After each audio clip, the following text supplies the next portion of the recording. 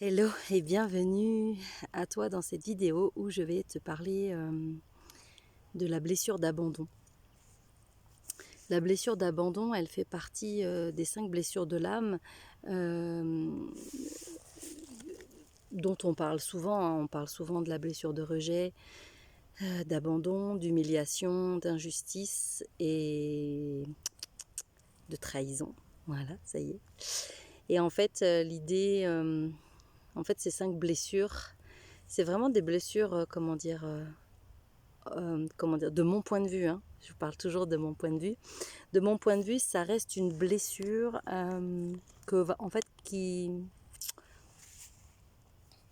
ça reste des blessures majeures qui vont nous accompagner un peu tout au long de notre vie. Alors, on a souvent des blessures qui sont plus profondes que d'autres. C'est un peu comme si notre âme, en fait, elle traversait aussi les blessures, en fait, les unes après les autres. Et puis, en fonction de là où on en est, en tout cas, eh bien, on va expérimenter plus certaines blessures plus que d'autres. La blessure d'abandon, c'est une blessure que je connais bien, que je traverse plutôt pas mal dans cette vie.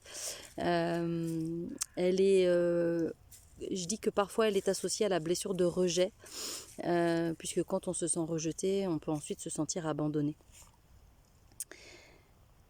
J'ai également parlé dans un post là cette semaine de quelque chose qui fait très écho pour moi à la blessure d'abandon et que j'ai vécu en fait, c'est la perte d'un jumeau in utero.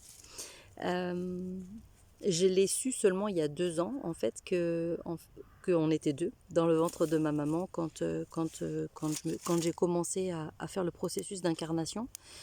Et, et en fait, avant ça, j'avais pas trop entendu parler de ces grossesses gémellaires qui finalement sont assez nombreuses et dont un des bébés, en fait, soit le processus s'arrête et s'évacue naturellement et parfois la maman n'en a même pas conscience, elle le voit pas. Soit le bébé même il s'évacue pas et en fait ça s'atrophie, ça vient s'intégrer au placenta ou ça vient en fait se décomposer et finalement nourrir le bébé qui reste.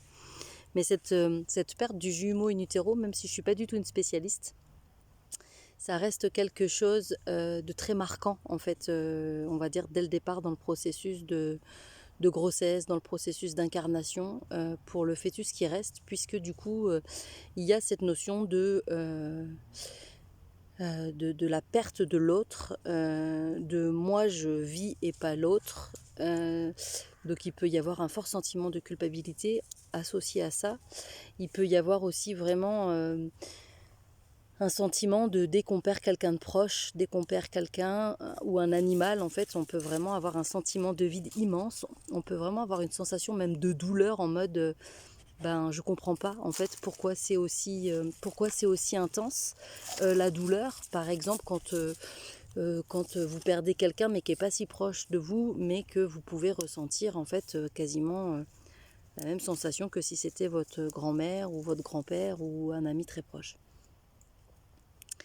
Et cette sensation de cette blessure d'abandon, je dis souvent, c'est pas ça y est, j'ai travaillé sur la blessure d'abandon, super, moi c'est réglé, c'est génial, je suis trop contente, ça y est, j'ai compris, c'est en lien avec ça. Moi, ça fait un petit moment que je travaille sur moi et ça fait un petit moment que je travaille la blessure d'abandon, notamment avec le décès de mon papa.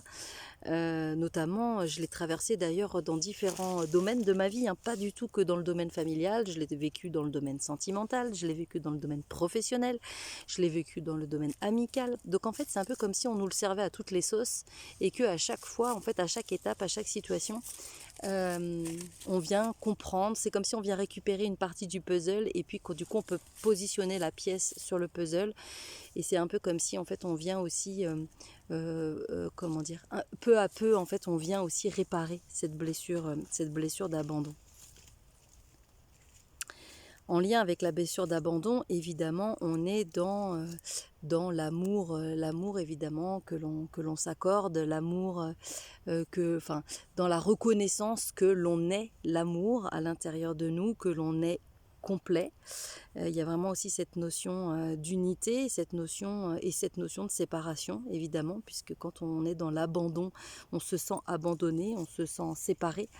Et je crois que aussi tout le chemin à faire, c'est aussi de vraiment venir, comment dire, rassembler toutes les parts de nous et venir en fait venir y mettre un magnifique baume d'amour et puis vraiment avoir cette sensation d'unité, cette sensation de oui d'unification en nous qui fait qu'à un moment on peut laisser l'autre partir, on peut laisser les autres partir de notre vie et puis avoir le sentiment que dans chaque expérience qui est vécue, dans chaque situation, c'est un peu comme si en fait on se rapproche un peu plus de nous-mêmes et que l'on vient réparer des parts de nous. Euh, voilà ce que je peux, moi en tout cas, vous partager sur cette blessure d'abandon. Je continue vraiment encore profondément d'y travailler, d'y cheminer. Euh, J'accompagne les personnes évidemment qui viennent me voir en séance aussi dans ce processus-là, souvent dans les processus de deuil, dans les processus comment dire, oui, aussi dans les processus de loyauté que l'on peut avoir, notamment vis-à-vis de nos aïeux. Il peut y avoir vraiment des choses à regarder de ce côté-là aussi. Évidemment, du coup, dans l'accueil de ce jumeau in utero qui a été là et qui a fait partie à un moment, de toute façon, de notre chemin, de notre parcours. Et puis, du coup, Neige, elle est là, toute propre. Neige, du coup, je voulais aussi vous partager que voilà, demain soir, je fais un soin énergétique et voix dans le cadre. Attends, Neige, pousse-toi, ma louloute. Oui. Je fais un soin énergétique et voix dans le cadre du parcours en fait pour oser être. Le mois dernier, c'était la blessure de rejet.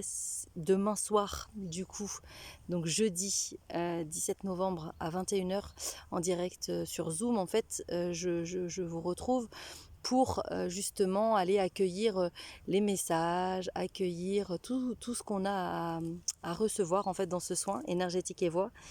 C'est un peu comme un voyage hypnotique, une méditation guidée. En même temps, il y aura du chant intuitif au tambour, certainement avec des carillons aussi. Et puis, il y aura également, j'utilise beaucoup aussi les oracles. Donc voilà, si le cœur vous en dit, en tout cas, ou si vous avez des questions et si vous avez envie d'en savoir plus sur comment je vous accompagne, n'hésitez pas. J'accompagne en cabinet à Romans-sur-Isère, dans la Drôme. Mais j'accompagne aussi en visio, voilà. Donc que vous soyez en France ou même à l'étranger, n'hésitez pas à me contacter. Euh, c'est toujours, euh, c'est toujours fort pour moi, en tout cas, quand les personnes qui viennent me voir reconnectent ces parties d'elles-mêmes, quand elles reconnectent ces parts d'elles-mêmes, et puis que on sent comme une douce bienveillance et en même temps une grande puissance de pouvoir s'accueillir en fait tel qu'on est, là où on en est. Voilà ce que j'avais envie de vous partager aujourd'hui, notamment sur cette blessure d'abandon. À très très vite, je vous embrasse très fort et n'hésitez pas. Ciao.